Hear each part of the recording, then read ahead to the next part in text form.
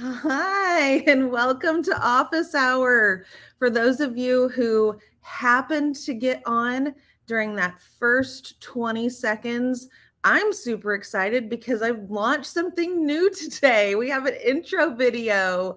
So, shout out to Nathaniel, who is our video editor and producer at Agorapulse, for setting us up with that really, really cool intro video. I feel super official now with Office Hour. We've been official since May, but now I think if you have an intro video for your show, it's really a thing. So thank you, Nathaniel, for that great intro. We are going to be talking about, as you saw, if you're watching the replay or if you missed it, we're going to be talking about how to fill your sales funnel using LinkedIn. If you've been following Social Media Pulse community for this month of November, you know that this month's mission is all things LinkedIn, top to bottom, left to right, how to use LinkedIn personally, professionally, how to use it for a business or organization. And today's guest is Beth Granger, and she is going to share with us all of her amazing tips and insights and wisdom about using LinkedIn as a sales funnel. So I'm going to go ahead and bring Beth on. Good morning. Hello, good morning. How's it going? It's going really well. I'm jealous. Your blue screen behind you works very well with our brand colors.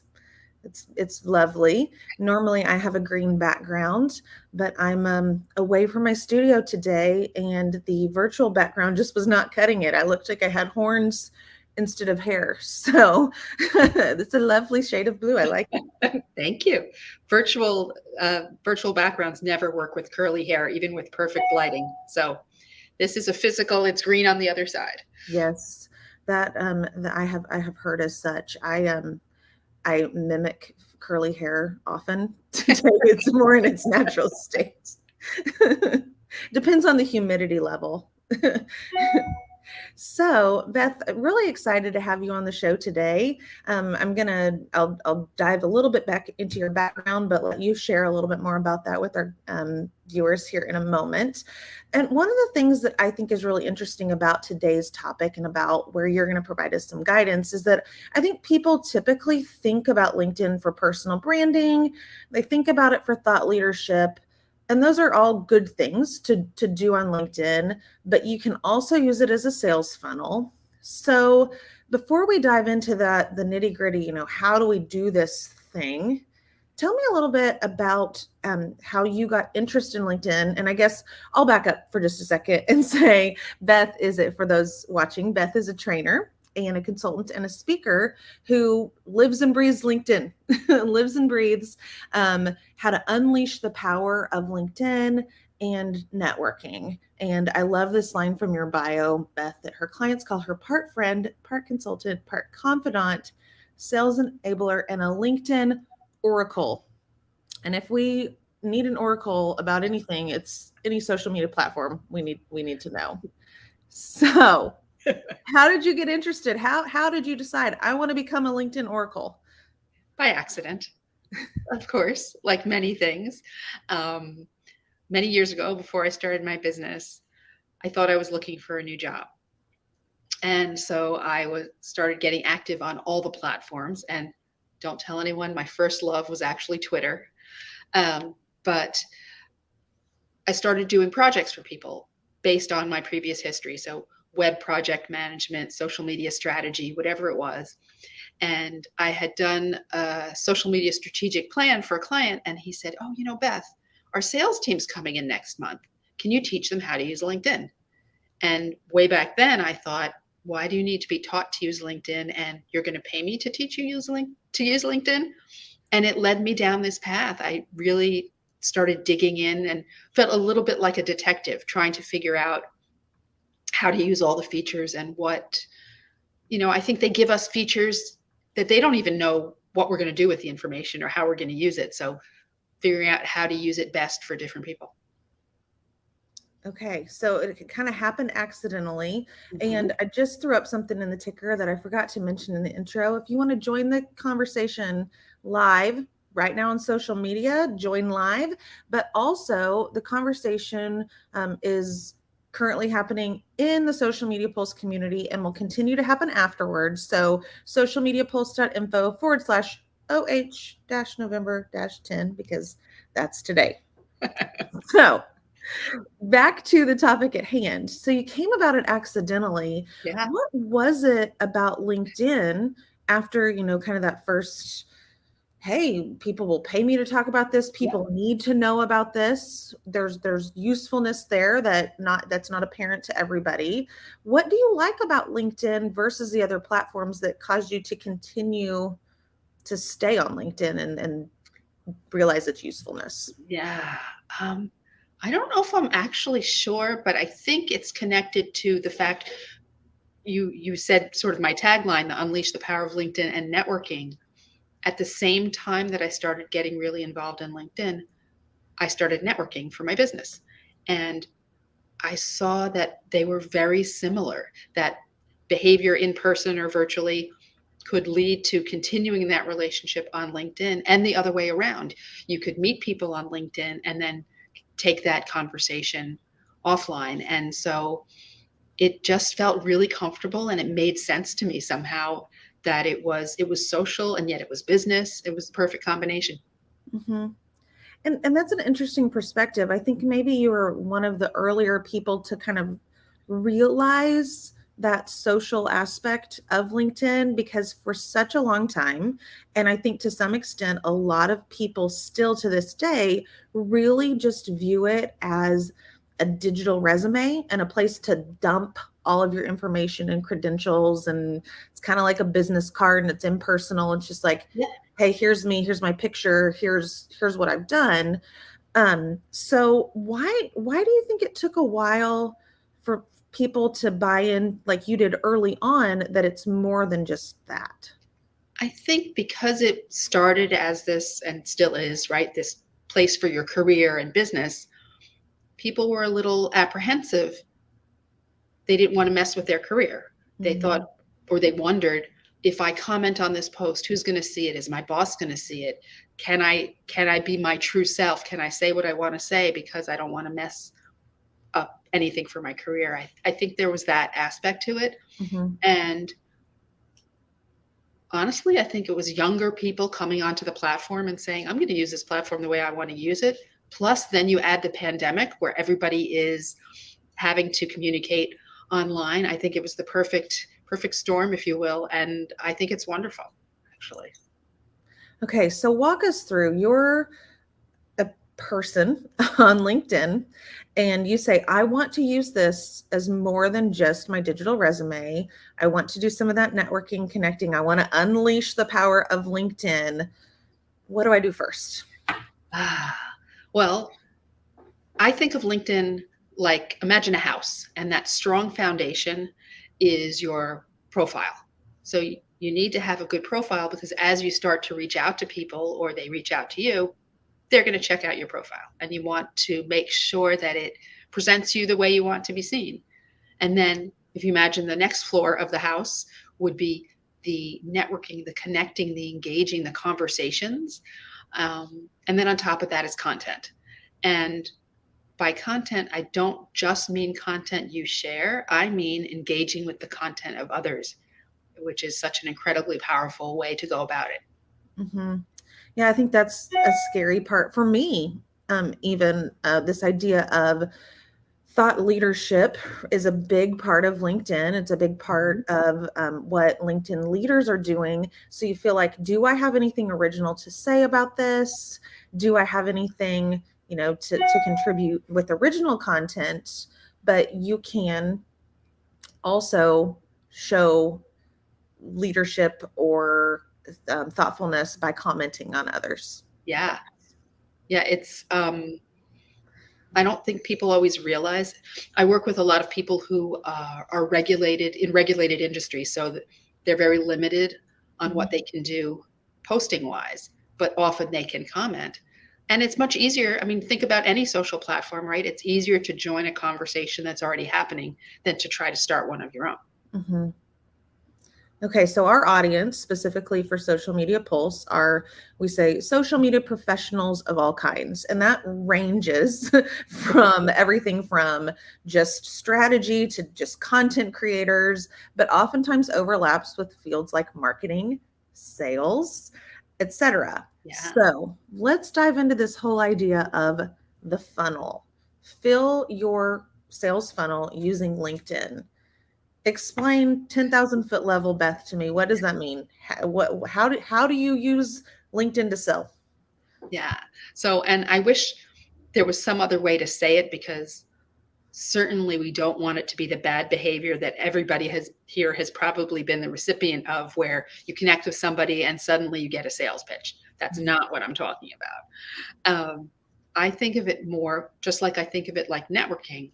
It's a place where there are different parts to it. One part is sharing your thought leadership so that your network knows what you're all about and can make introductions for you. And then there are the ways to search for your ideal prospect or referral partner and get those connection introductions or introduce yourself appropriately. So it's a combination of the networking type behavior and the use of content that fills your sales funnel. Okay, so we have a comment on LinkedIn from Deb, community manager extraordinaire. So let's go ahead. Deb says, what advice does Beth have for using LinkedIn to attract local businesses who might need help with their social media? Great question, Deb. Yeah. A couple of ways. So if someone is looking for people in their geographic area, I would assume they're already networking and know people in that area. So that's the first place to start, to be sure to be connected to other people, other businesses in your local area. And then when you share content, you can be specific. So you can share an issue that may be going on, and restaurants not opening, or issues happening in the area. For instance, nearby here, New York City, there's a lot of talk about real estate and commercial real estate. So if you want to help people in that area, you can talk about the issues that are going on and mention the local area. But it's really combining that networking, right? So and you can search for people based on zip code or town. So if you're looking for business owners, for instance, or marketing people, depending on who you would be outreaching to, you can search based on zip code or town. I had no idea. I didn't know you could do that. So that's a great takeaway just right there. That one little nugget. That's great. And when we've already had a lot of great nuggets. So, back to this idea of social media managers, that's one way to connect with people locally, and you're doing it on your personal LinkedIn profile. LinkedIn for business pages seems to be a little bit harder, just like business pages on all social media platforms seem to be a little bit harder. So can this concept still apply to business pages in terms of using LinkedIn to fill your sales funnel? Yeah, it is much trickier with business pages. In fact, the advice that I'm about to give applies to, I didn't even think about the fact that we were talking about this when I did it, but my LinkedIn newsletter that I put out this week is all about employee advocacy. So for me, the strength of using a business page, yes, you can engage with content as the business page, and that certainly is something to do. But if you can get your team and your staff to be good advocates by sharing content from the page so that their personal network will see it, that's where the real power is. Okay. So it's not necessarily, organic business posts on LinkedIn can be successful, but it still boils down to real people sharing and engaging and having those real conversations. I mean, just like when you share a post as an individual, only 1% of your network sees it. As a business, only 1% of your followers will see it. So another thing would be use up those. Every month you get 250 invitations to follow your company page. Certainly use those. But people like to deal with people. That's right. Yeah. We know that. The idea of the 250 invites to follow your page reminds me a little bit of the unsolicited messages that we've all gotten before. You mentioned the bad behavior Yeah. that I think we all get a little bit apprehensive when somebody we don't know personally invites us to connect. So for those of us who want to build that network, we want to eventually, the end goal, that conversion goal is to sell to somebody and provide them a service that they need or want. How long do you nurture that relationship? What are some tips for nurturing that relationship before you try to sell? And do you ever actively sell on LinkedIn? Well, some people do. I personally don't. To me, it takes time. You want to get to know people. There are people who are very good at reaching out with information. So, for instance, if you're sharing information, that's not selling. You're putting on an event. Inviting somebody to an event is not selling. It's offering them information or something that they might be interested in. So, those are great ways to start or move the conversation towards what might be considered a sales conversation. So events, information, asking questions, engaging with their content. But I wouldn't say you actually literally sell on LinkedIn. It's more of prospecting, getting to know people, and then moving that conversation elsewhere. Mm-hmm. Okay, so I've never worked in sales, so I'm a little bit out of my depth with terminology here. So if my sales leader Jenny is listening, I'm sorry, Jenny, if I mess up some of the terms here. But so when you're prospecting and you're going to move that conversation offline, do you generally do that with a private message? Hey, sounds like you might need help with such and such. Do you mind if we set up a time to meet? Do you put that in comments? What's the best way to do that? Yeah, I find mostly it is through direct messages, but again, not those bad ones that we've all received. It's more nurturing the relationship, growing that relationship. And again, back to the whole idea of it being networking. If you have referral partners that give you introductions regularly, you can search on LinkedIn for somebody you might think would be an ideal prospect or someone you would want to speak to and ask for an introduction. So then it's you're doing the research on LinkedIn, but the actual conversation and introduction happens off of LinkedIn. Yes. Okay. And I'm going to throw this comment up from somebody. I bet this person's watching in our group. So in groups, StreamYard, you have to give StreamYard permission to see your name. So my anonymous friend in the Facebook group, I need to find the link for StreamYard to give permission to see your name. But this is, very good point. It's a great tool to funnel people. Exactly the point that we were just discussing, to funnel people offline. And the other way, it goes both ways. It allows you to keep a relationship going that may have started elsewhere. So it really works both ways. Yeah. So let's talk about that too, about this idea of connecting with people in the proper way to connect with people. Oftentimes if you go to an in-person event, the speakers are there, there's an opportunity to connect, but sometimes you're a little bit unsure about the best way to do that, or even the person that's sitting a couple seats down from you. How do you advise people actually send that connection request to start that relationship? So you're talking about on LinkedIn? Yes, on LinkedIn. And it sort of depends. I think about it a little differently. If you meet somebody in person, you're having a conversation. So you already know them just a little bit. So then to say, hey, let's connect on LinkedIn, it just feels very natural. Mm-hmm. If you're meeting somebody for the first time on LinkedIn, then you want to have the equivalent of that conversation first. So maybe you engage with their content. This is my favorite thing to do. Someone you don't know, for instance, and you don't have someone in between, maybe a third connection. If you have a connection, then you can ask for an introduction. So Mhm. that's always much more powerful. But what if it's somebody that you don't have a connection to?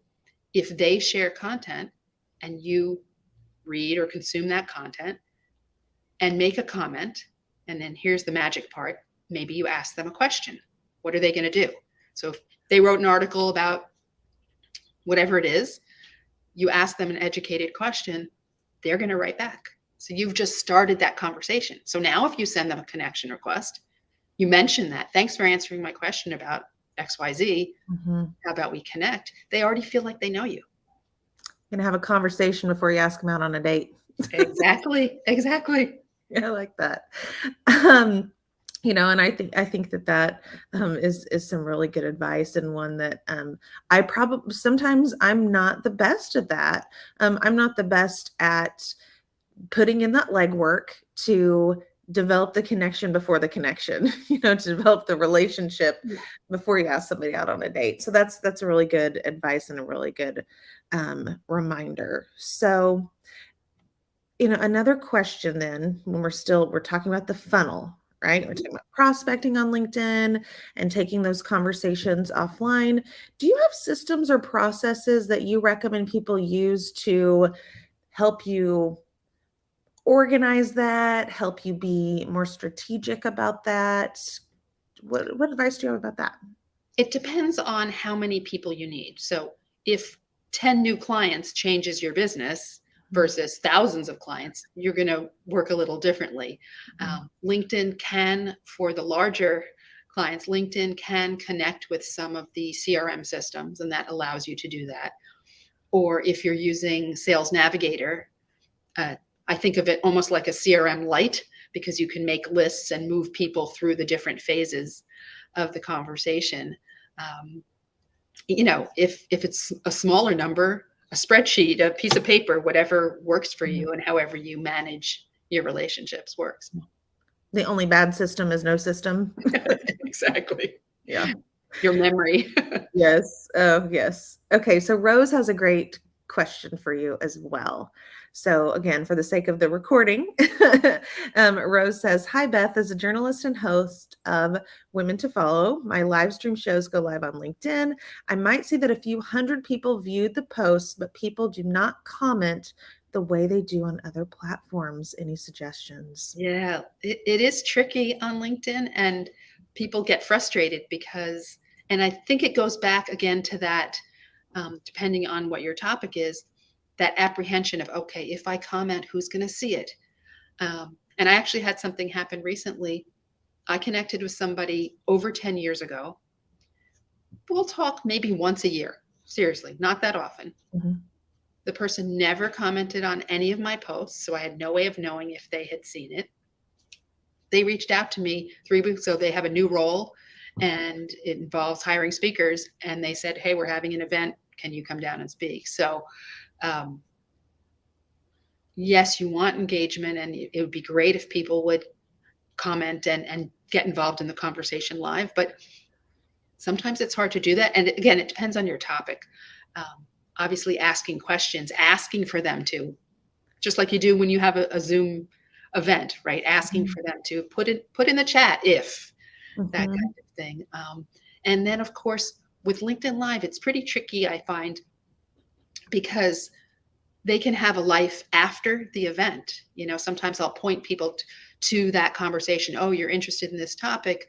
I did a live on this, and then they'll watch it afterwards. Or you can take the video from StreamYard, if that's what you're using, and chop it up and use it in different ways. But in terms of getting more people to engage, it really has to be asking for it, asking questions, saying, hey, would you put in the chat, that kind of thing. Mhm. Yeah, we've got one more comment from LinkedIn, which is interesting. So I will point out that we do this live every week, and we do it, and primarily our audience is heavily skewed to Facebook, is where a lot of our live interaction comes, and then the replays kind of distributed. But today's topic, I'm seeing a lot of people probably connected to you, Beth, who are commenting Mhm. for the first time, who are watching on LinkedIn. So I think that's an interesting phenomenon too. Again, depends on the topic, depends on the guest, depends on a lot of a lot of factors. And speaking of LinkedIn Live, Oscar makes a good point too about what he wishes LinkedIn Live would do. He wished LinkedIn would show comment timestamps and live playback. So I know what the person asked the question and can rewind to see it. I don't know if you can see the video after the live ends. So do you have any thoughts on that or insights? You can see the video afterwards. Mm-hmm. And it is very tricky. And I wish LinkedIn would fix this, but if you make a comment and somebody responds on a LinkedIn Live, you'll get a notification. But when you click on that notification, it brings you to the beginning of the conversation, not to the comment. So in order to actually see the comments without having to watch the whole live again, you have to go to the person's post or business's post and find the post in their feed.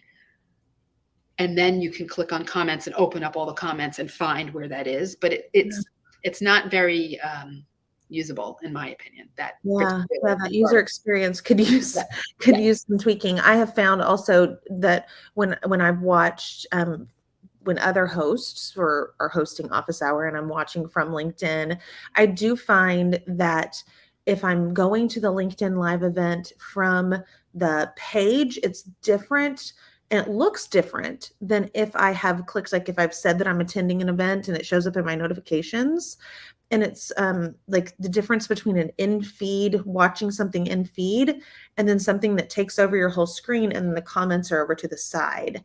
And that's a little jarring for me sometimes. I'm like, am I in the right place? It's a little different each time. Yeah. That's an experience I've had. And one idea I thought of for Rose, who asked about getting engagement on live. Yeah. Something that I see that works is asking people where they're from. Initially, you've probably seen that, or saying, "Hey, put in the comments if you're watching live or watching on replay," and then you'll have people put the hashtag, live or team replay, things like that. So yeah, that was a tactic that I saw. I think probably more often. I don't see that tactic used as much anymore across all platforms, right? Whether it's a Facebook event or even live on YouTube, people saying like, comment if you're watching live or if you're watching the replay. And I wonder why that's become less popular. Good question. I don't know if I have an answer. Maybe just, it's like a trend that played out a little bit. So like Oscar, a TikTok trend, a certain dance. Yes.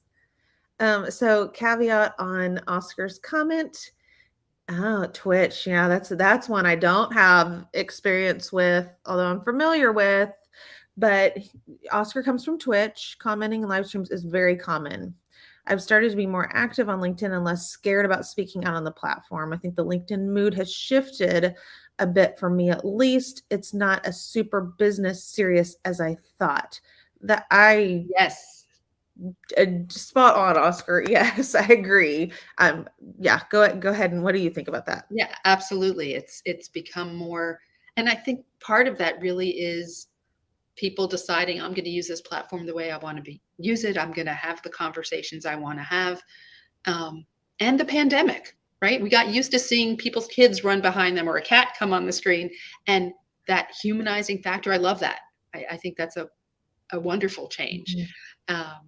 And you might try some, I know you like the Twitch and the gaming aspect of things, but you might try a LinkedIn audio event, because those are really fun, because it's like Clubhouse, but on LinkedIn, and you really can get to know people that way. It's a lot of fun. Yeah. So I think Twitch has changed a lot of things. Again, I've not used it and I don't have much to add there other than it's obviously it's a beast and people are making loads of money on Twitch, which is incredible. But the last couple of comments here I'm going to throw up really quickly, and then I want to shift the conversation to something that I think these two comments highlight. So Oscar does come from the Social Media Pulse community, so thank you very much. Actually, I do think that I've seen you comment before on Office Hour, Oscar. So thanks a bunch for being there. And then, Rose is commenting that she knows you, Beth, through Sri's Advanced Social Media Facebook group. Cool. So that highlights this idea that's adjacent to social media management, adjacent to sales and marketing, this idea of community on social media. So let's talk about community on LinkedIn. And I mean, that's a wide open question, but what thoughts do you have about community on LinkedIn? Well, I love it. It is a place, just like other social media platforms. It's a place where you can find and join or build a community. And I know that the first thing people will say, oh, LinkedIn group, is that how I'm going to do it? And yes, I know that most groups are pretty dead, right? It's just people blasting posts, but never going there and actually engaging. But the groups that are active are really active. They're few and far between, but they can be pretty powerful. And another thing that seems to happen, and this is interesting, I don't know why it happened, but you'll find that there are ongoing group chats in LinkedIn. I mean, I'm in one that's been going for years. So it's a group of people. It's instead of a group, it's just this group of people who come together for whatever topic, and the conversation goes on and on. And sometimes people say, oh, let's move it to Slack. And people say, no, it's easier here. So there are different ways. So it doesn't have to be a group. It can be a chat. It can be, depending on the company that you're working for, there are some of those, I'm drawing a blank on what they're called. It's like a community page, but I can't remember what it's called. On LinkedIn? Some companies have the ability to do it. It's I'm drawing a blank here too. It's not a group. It's different than a group. Okay. And it's different than I think they're still testing it maybe. Okay. It's different than a company page. It's sort of like a product page or a community page.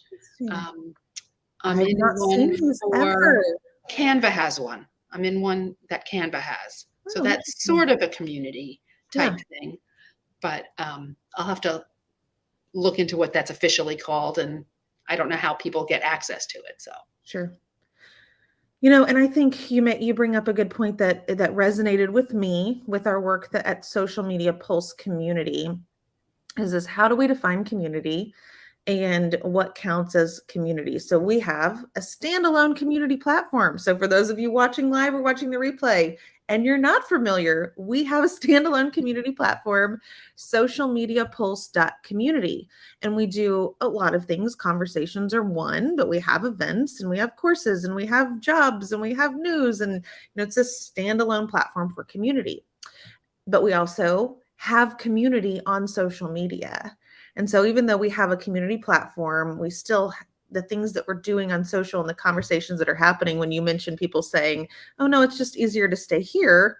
We find that oftentimes too. So community happens wherever the people are.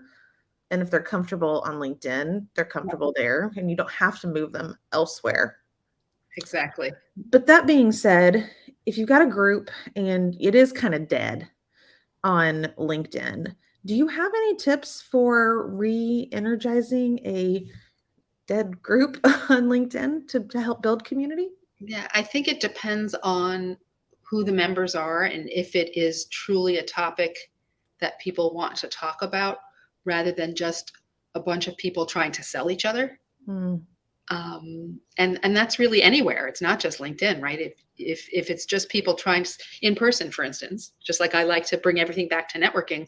If you go to an event and people are pushing their cards in your face, do people still have cards? But anyway, pushing their cards in your face and trying to sell you without even getting to know you, that same behavior won't work in a group. So trying to having an event, having a LinkedIn audio event, for instance. Now you can't have it privately in the group. They're all public, but you can invite people from the group. Hey, let's talk about this topic tomorrow on an audio event or a LinkedIn Live. And it can be pretty tricky, but if the topic is something people want to talk about and they're looking for other people in that industry, in that interest group, then hopefully you can get them to engage a little bit more. And I'm sure you're seeing speaking of engaging, I'm sure you're seeing the conversation happening in the comments right now about this idea, this shift to LinkedIn from Twitter. And so if you're watching the replay or watching live, go to LinkedIn, look in the comments on this stream, because there's a really good conversation happening, that I won't rehash the whole conversation, but this is kind of what started the conversation there. Do you see that? Do you see that, Beth, in your day-to-day, that over the last few weeks has LinkedIn started getting a little bit more buzzy? For me, it's always buzzy, and it depends on your network, right? So if you're connected to a lot of people who are active on LinkedIn, it feels active all the time. Mhm. If your network is not active on LinkedIn and now is getting more active because of people leaving Twitter or whatever it might be, then you might notice that. Mhm. It really, all of that depends on who you're connected with. Mhm. That also makes me think, this conversation about Twitter and LinkedIn and where people are spending their time. Again, our audience is social media managers of all types. And so I think the people have preferences for certain platforms. You mentioned earlier your first love was Twitter, and you've become more of a LinkedIn advocate now. But what about for those people who want to spend time on a lot of different platforms? Why would someone choose to spend time on LinkedIn versus another platform? Or, second part, how does being on LinkedIn, in addition to other platforms, how can they work together? So really two separate questions there. Well, I mean, because LinkedIn still, even with all the social things that are happening, it still is a career building platform, right? So even if you're not super active, you want to have a good presence there because it can help with your career. People hire each other through LinkedIn, and it can work with other platforms. So when Clubhouse was really big, I would meet people in Clubhouse rooms, and then we would connect on LinkedIn and continue that conversation. So I think it should be part of what. I mean, I'm on all sorts of platforms. I love social media in general. So I think people should be there. How active you are depends on if the people you want to connect with and engage with are there. Be where they are. Makes sense. Yeah. Okay, Oscar has another good question here, because I know oftentimes your network will get notified if you comment on someone else's post, but does LinkedIn give notifications on comments on live streams? He's commented a lot today saying, I think people on the network might be annoyed if they see every time I reply to this conversation. Yeah, the magic of the algorithm. I don't think people would necessarily, unless they went your activity on your profile, their feed wouldn't be filled up with you commenting. They might see it once or twice, but I don't think it would, I wouldn't worry about it, put it that way. How about we'll do this? Oscar, you and I will connect on LinkedIn, and then you continue to comment on a bunch of different live streams, and I'll tell you if it pings me and notifies me if I get a lot of those notifications. But that really does bring up a good point that I actually only recently learned, is that the whole idea, back to the earlier way at the beginning of this hour, when we were discussing ways to be engaged, and you don't have to post original content, you can comment, because correct me if I'm wrong, your network does get not notified, it shows up in someone else's feed if you comment on someone's post. Yes. True? In fact, I'll tell you a story. A couple of years ago, I did a post and I said, I'm looking forward to moderating a panel on social media and healthcare. Thank you, Northwell. That's the health system in New York. Thank you, Northwell, for hosting us. This was pre-pandemic, in person. Thank you. Mentioned the panelists, mentioned what we're going to be talking about, probably put a link if people wanted to register for the event. I put it out there. One of the panelists wrote back and said, I'm looking forward to this. Someone I did not know, so a second connection to me, because she wrote that, saw the post, read the post, clicked through to my profile, because at the time I had my phone number accessible right there, called me on the phone and said, I saw your post on LinkedIn. I see you're a speaker about social media and healthcare. We're having a conference this fall. What's your speaking fee? Could that please happen every day? But yes, so when you comment or like or engage with someone's content, a percent, just like any post, a percent of your network will see that in their feed. And I think that's especially good for people who maybe are more private and don't want to share, the behind the scenes, the photos of what they're doing, or the commentary, about what's going on, but they want to be engaged on the platform. I think that's such a perfect tool. I actually really, really like that about the LinkedIn algorithm. And then Rose she said that, back to the question about getting notified about live stream comments, unless I comment on the scheduled live stream, I don't think they get notifications. So correct me if I'm wrong, Rose, interpreting this, before the stream goes live and you're commenting on the event, people would get notified that you've commented on this upcoming event, but then during the live stream itself, there are not any notifications, so to speak. I think it's maybe the other way around. Maybe the other way around? Well, it's sort of, LinkedIn is weird. I have to admit it, right? So if you see an event and you click that you're attending and there's conversation ahead of that event, I haven't seen very many notifications about that. So perhaps they don't, and perhaps they only notify other people who have clicked that they're attending that event. During an event, is it possible that someone will see that you've commented on a post in that event? Not sure I've seen that either, actually. Yeah. So, yeah. And also, the thing with LinkedIn is you could be part of a test group.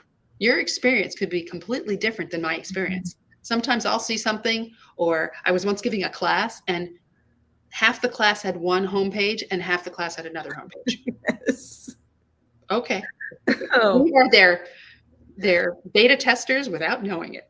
Yes. That's the beauty of, I was a college professor for many years and teaching social media, and from the start of the class to the end of the class, things would change. It was just, you constantly have to update slides and stuff. So definitely feel your pain about teaching a class and it not going exactly the way that you had practiced or planned or intended. Okay, Deb is looping back. So thank you for helping keep us on track. Deb is looping back. So our community, as in members of our community, social media managers, when they're looking for new clients, earlier you mentioned searches by community or by zip code. Can you explain that a little bit more? And in fact, I don't know if you want to walk us through and show us. We have that ability to.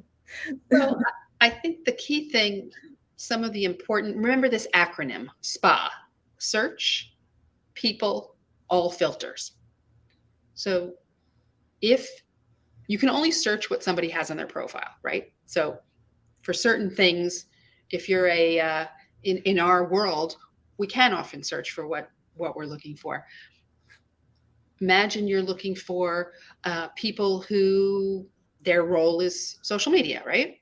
So you can search for social media or social media manager or social media, any term with social media. Then you click on people to say, hey, LinkedIn, I'm only looking for people, not posts or companies or whatever. And then you go to all filters, and that's when you can narrow it down if it matters to you, if geography matters to you, if you want to look for second connections so that you can get an introduction or not. And then you'll have a list of people with social media somewhere on their profile.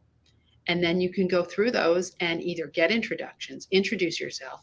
I mean, for instance, for this community, because you're offering something of value for free, you can reach out to anybody. Say, hey, I see you're involved in social media. Are you aware of this community? It's a wonderful place to be. We're having an event. Here's a link, right? So and it's free. We're not selling. Well, that's the thing. You're not selling. So it's so much easier for Deb, to reach out to people because you have something that people are interested in and just may not be aware of it. But for those of the people in our community who do have something to sell, a service generally, we kind of we touched on this earlier, but just to reiterate, like maybe commenting on something that the other person is posting for a while first, developing that relationship, and then, easing into Yeah. it. Yes. And I'll also comment, Oscar and Deb are having a conversation I about, know, I like it. Oscar seems worried about spamming people by commenting a lot. They won't see it in their feed. Occasionally they might. The only time they're going to see all of that activity is if they go directly to your page and click on your activity. Mhm. So I would not worry about it. Be as engaged as you like. Yeah. He's just, again, just Yep. that whole idea. The thing about LinkedIn that is a benefit, and it's a double-edged sword, is that it does notify people. And by notify, I mean it shows up in the feed to a certain percentage of your followers or connections. That's a misuse of the term notify. Right. That people can see in their feed when you're commenting and engaging with other people, versus the limited versions of that happening on other platforms like Instagram or Facebook. There used to be more of that on Instagram and Facebook. You'd see so and so liked this, or Yep. I'll see sometimes Facebook in particular, if a lot of people are sharing the same piece of content, it'll aggregate that and say 5 people shared this thing. So obviously the algorithm thinks that I might be interested in it as well. Yep. Like that. Yeah. But that Well, is the kind of feed that is so double-edged sword. busy that unless you're only connected to 2 people, it's never going to be Mhm. annoying to them. Yes. Oh my goodness. So I had a thought and then it has escaped me as we have been chatting. So we're nearing the end of the hour of office hour. What are some other things about LinkedIn, filling that sales funnel on LinkedIn, that our audience really needs to know about that we might have not covered yet, Beth? Well, if you're ever wondering, should I take this action? Should I say this thing? Should I do this thing on LinkedIn? Just imagine you were in person in a room. Would you do that same thing in person? And that's a good way to decide, am I being too pushy, too salesy, or is this cool, right? Like if you were in person and you said that thing to the other person, would they walk away or would they respond? Yeah. So and okay, so thinking about that, when you're in person at an event, generally it is very, there's a purpose, you're at a business event, there's a purpose. And I think people do worry about posting that vacation picture, or that picture, of something, a hobby or something with their family. What about kind of non-professional content? Obviously at a networking event, you're not going to talk about the assignment your kid just did at school. You might, depending on your relationship with that person. But what about personal content, that humanizing factor? Where's the line there? Yeah. So I like to say personal, not private. So personal content to me is fine. And especially if you're linking it back to something business related. Taking a vacation, yes, that's business related because we all need to recharge and do that. And I think part of it is if it's done authentically because you have something you want to share with your network, it's fine. It's when people are doing things to try to get attention and in an inauthentic way that it backfires. So and it has to be comfortable for you. So there's a continuum, right? Share what you're comfortable sharing. And again, personal is okay. Private, why would you share it? It's private. Love that analogy, personal, not private. And I also like the point that you make about it being a continuum, because what's private for me might not be as protected for somebody else. It might not be as private to them, or vice versa. So, oh, look at Oscar. Didn't you write an article on personal, not private? Did you write an article for the community about that? I don't think so. Did I? Well, maybe I have to. Let's take a look. In fact, that is a really, really great segue though into the fact that Beth is a contributor for Social Media Pulse community, and we have lots of contributors. And this month's mission is specifically content related to LinkedIn. So I'm going to cue this up if I can be fast enough at it. Our LinkedIn mission that Deb, who's been in the chat a lot today, has created and gathered up a lot of great content for. Again, we mentioned LinkedIn, top to bottom, left to right, everything you need to know about LinkedIn, and where it is living at the moment is our mission control post. So our post that's mission control, I just added it in the comments. I'm also going to create a ticker. Give me a second. I love StreamYard. It's so much fun. Yeah, and shout out to StreamYard. They sponsor our show. Oh, cool. So, there is, you know what? Instead of making that a ticker, I'm not going to make that a ticker. Just throw it up. There we go. That mission LinkedIn post. So socialmediapulse.community / Deb, my apologies. You probably have a cute little bit.ly for that with great tracking. I failed to queue it up, so that's on me. But this will get you /T/4851. That gets you right there to our LinkedIn mission control post that aggregates all that great content about LinkedIn.